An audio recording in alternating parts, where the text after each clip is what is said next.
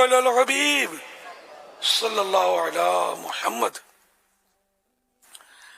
حدیث پاک ہے، یہ ڈائری میں لکھا ہوا ہے، خیر الناس من ینفع الناس، لوگوں میں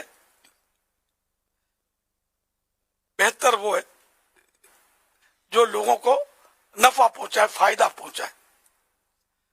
اس کی صورتیں ہیں فائدہ پہنچانے کی، کچھ لکھی ہوئی ہیں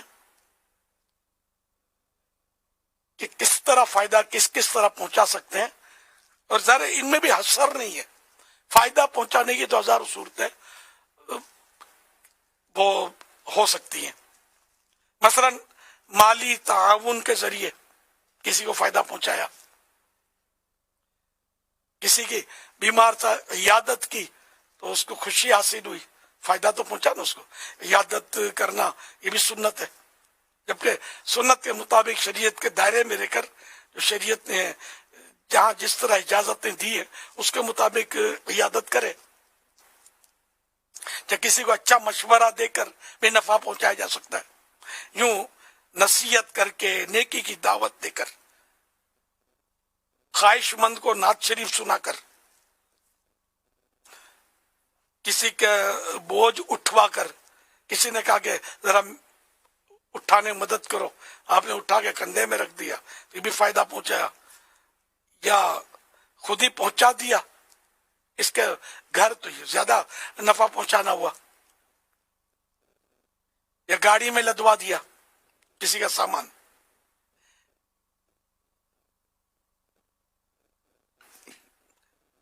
کسی کو قرآن کریم کی تعلیم دی. اور ویسے بھی ماہ سفر جو ہے یہ ماہ مدرسۃ المدینہ، بالغان و بالغات، یہ الحمدللہ ہمارے یہاں منایا جا رہا ہے. تو اس میں بھی آپ کمر بستہ ہو جائیں اور جو قرآن کریم پڑھے ہوئے ہیں وہ دوسروں کو سکھا کر، جو بھی اپنا طریقہ کار ہے اس کے مطابق وہ تنظیمی طریقہ کار ہے تو آپ سکھائیں گے تو یہ بھی نفع پہنچانا ہوا. بہت ہی نفع پہنچے گا. کسی کو قرآن سکھا دیں گے آپ تو آپ کو بھی بہت نفع پہنچے گا، اس کو بھی بہت نفع پہنچے گا. اسی طرح کسی کو سنت سکھا دی، مسئلہ بتایا، کسی نے سوال کیا اس کا واجبی جواب دیا، تو یہ علماء کے تعلق سے مسئلہ بتانا، جواب دینا، سوال اگر مذہبی سوال ہے اور وہ عالم دے. کسی کو دو میٹھے بول سنائے اور دل خوش کر دیا، جبکہ وہ شریعت کے مطابق وہ جو باتیں ہوں. کسی کو تحفہ پیش کیا، اس سے بھی نفع پہنچتا ہے. کسی کو کھلا کر پلا کر، کسی کی گاڑی اٹک گئی آپ اتر کر دھکے لگانے میں اس کا تعاون کیا، اور یہ بھی نفع پہنچانا ہوا. کوئی گر پڑا اس کو سہارا دے کر اٹھایا آپ نے، یہ بھی نفع پہنچانا ہوا. بھولے کو راستہ دکھا دیا کہ بھائی مجھے فلاں جگہ جانا ہے، تو آپ نے بتا دیا پتہ ہے تو کہ اس طرف سے آپ جائیں گے تو جگہ آ جائیے آپ کی. یہ بھی راستہ بتانا، یہ بھی نفع. نابینا کی لاٹھی پکڑ کر اس کو مطلب کچھ چلایا، راستے پہ لگا دیا، روڈ پار کرا دیا، یہ بھی نفع پہنچانا ہوا. اسی طرح کسی کی گمی ہوئی چیز ڈھونڈنے میں مدد کرنا. اچھا، کرایہ کو افورڈ نہیں کر سکتا تو مکان مالک نے، آنر نے، اس وجہ سے کہ یار یہ بیچارہ دے نہیں سکتا، غریب آدمی ہے، تو اس کا کرایہ کم کر دیا یا مہلت دی، تو یہ سارے بھی نفع پہنچانے والی کام ہے.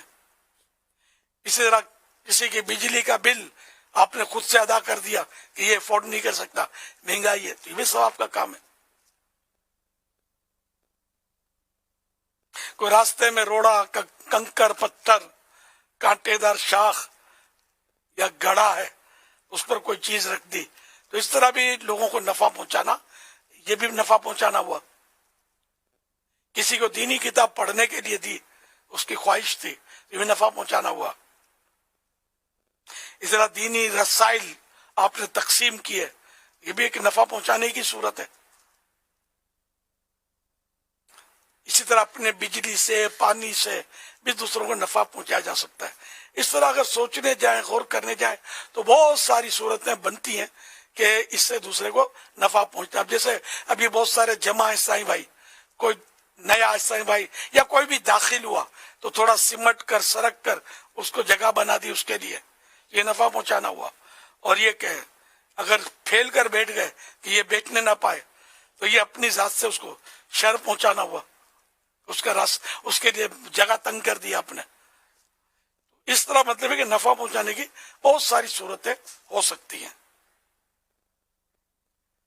صلو علی الحبیب صلی اللہ علیہ محمد.